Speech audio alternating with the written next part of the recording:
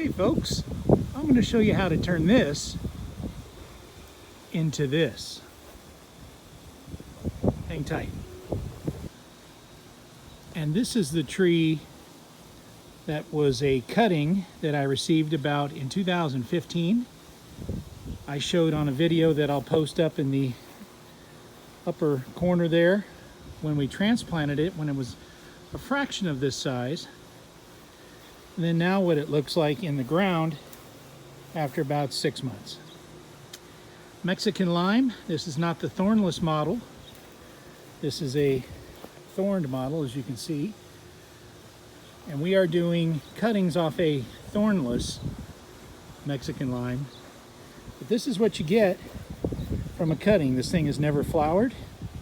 It's never set any fruit. It's about 5 years old now. I suspect next year, with the way it's doing, it should have some really good flowering and hopefully some growth on it and flowering, and maybe pump out a few limes. This is the other Mexican lime thornless model that I just trimmed back that's in the ground. They have one here in a bag. This one here had some problems and is really coming back now. I trimmed it up here. But we're going to take our cutting off of this and show you how over time it can turn into that cutting there. Now how we prep these things and start off, take our cuttings, soak them in water. I've prepped this one ahead of time here. Come up and we pinch off all the leaves right at the nodes, and that's where we're going to see roots coming out, right at those nodules there. So I got 1, 2, 3, 4 nodules about 2 inches, and that's where I'm going to set up. Excuse the wind, but I'm going to set up, leave a few leaves at the top here, and that's probably too much. I'll trim back some of those bigger ones and leave the smaller ones at top. You still need some leaves on there. But then when this roots out, those leaves will start pushing more buds and we'll have a nice little cutting set. So let's get the soil together. Got a little wind here. Let's get the soil together and I'll show you how we set that up and how we do our cups here and how we're going to have a wicking system for the soil. What we start with here is about a 60-40 mixture of 60% perlite, 40% peat moss. Give us a nice, light, fluffy soil that we can have these root out in. So what I'm going to do, I'm going to mix this up, get it a little wet, and then we'll show you how we pack it into the cups. But we get a nice, light, fluffy mixture of soil here. 60-40, 70-30 perlite to peat moss. What we're now going to do is clip the bottom portion of this cup right here, slit it with some scissors, and then what we'll do is set it inside of another cup, let the water wick through our little wicking cup system. Good to use clear if you have this, so you can always see if there's roots on the cuttings after a month or two, but also roots will come out of the bottom. So let me cut that up and show you what it looks like. You see we've just cut a couple of slits on 2 sides here. That'll allow water to wick up through the system. So what I'm going to do is fill this cup up with our soil mixture, and then we'll get the cutting ready to go in. Okay, we have our moistened soil here in our cup with the slits. What we're going to do is take that cup, set it inside of another one that will hold water and be like our little watering system for this, so we don't have to spend as much time watering it. And now we'll prep the cutting, and I'll show you how we can do that. It's a little tough to do one-handed, but what I'm going to come in with my little knife, I'm going to start just scuffing up the skin of what we want the roots to come from. We'll get roots from these nodules, but when this thing is in the cup in the dark, the roots will come out and they think they're in a dark unlit area. We'll get roots from these little nodules here. Sorry about that. Roots from there, roots from here, and everything we've scratched up, we should have rooting. So I've got about 2 inches here of rooting, scratching I've done on this. We're going to add a little honey to that as our little natural rooting hormone.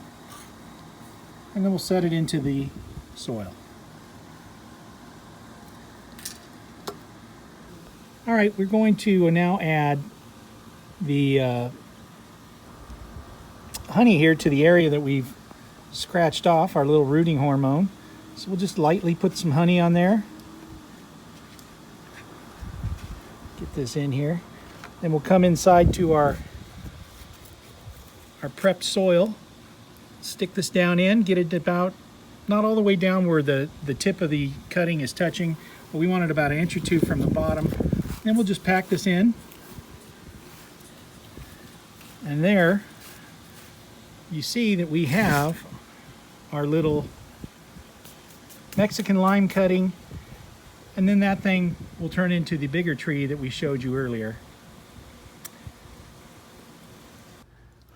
Okay, let's give one of these a try using a root hormone. We're going to do the same thing we did before. On this cutting, we're going to pinch off some leaves. I'm actually going to shorten this cutting up to about right here. Cut it at an angle. So we have an angled cut on there. And we want to start taking off the leaves. Just pinch them off. And we'll have rooting come from these little nodes, nodules, nodes, whatever you want to call them. Let's continue to take these leaves off. Then when we get up here to the top, we still need a little bit of leaf up here so that the plant can still process the water and stuff. So we'll cut these leaves a little. Cut them to about half or a quarter of their former glory. Go ahead and take our knife here. And we're just going to scratch up the bottom couple inches here. Just lightly remove some of the stem there.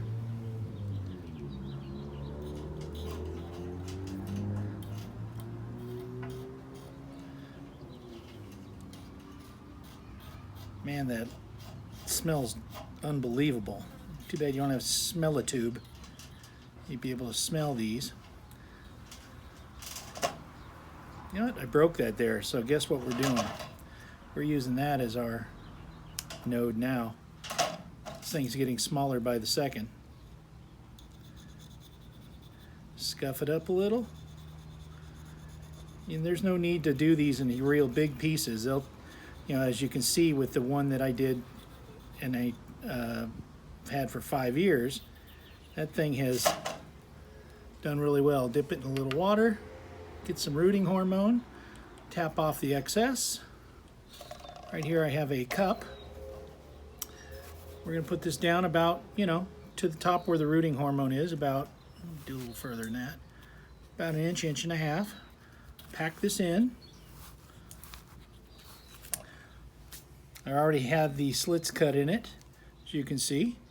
Then we'll get another cup, set it inside. When we water again, we'll have water in here that will continue to feed water into our cutting. Lastly, what we can do is put a little sandwich bag around it. What we do here with these sandwich bags, we come in here and we just sort of tear it open in here a little bit. What we want to do is keep the humidity up on our little friends here so they don't dry out as they're trying to root. Open these up, get some air inside of them, put them over the top. We have our own little greenhouse here. We have a little slit here that'll allow air to get in there. We don't want it completely sealed off, but we want to save some moisture underneath there. So we've taken a cutting off of this, and hopefully after 5 years we get what this cutting turned into. Please like, share, subscribe. Add any comments you may have on what we're doing here. Let me know what you'd like to see in the future, and be happy to make some custom videos here when we get a chance on avocado and citrus. C. Elsinore Gardener signing off.